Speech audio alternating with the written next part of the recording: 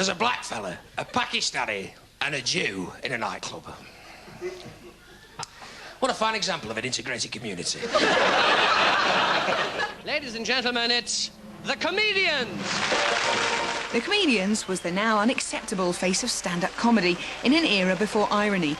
The show launched a generation of portly, middle-aged stars and unwittingly helped inspire the birth of alternative comedy.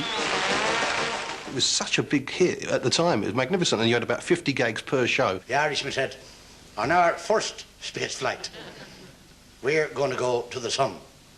He says, but pardon me, won't you get all burnt up? He said, no, sir, we're going up at night. You might not like the subject matters, but all that matters to me is a joke funny? The next day, they put him working with a nigger.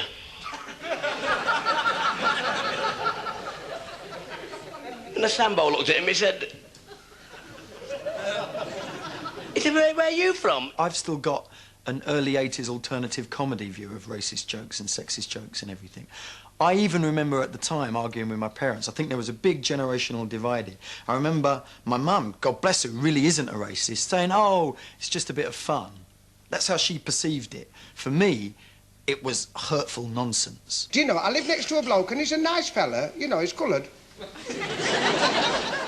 I talked about the Scots, I talked about the Irish, I talked about the Welsh, I talked about coloured people.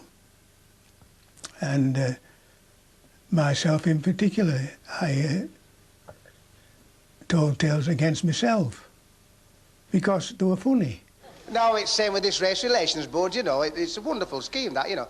I finished up getting 1 or 2 letters from Pakistan people, from Africans.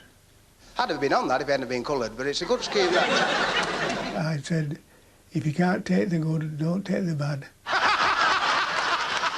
2 homosexuals in the back of a van having sex. They're over 21, what's wrong with that?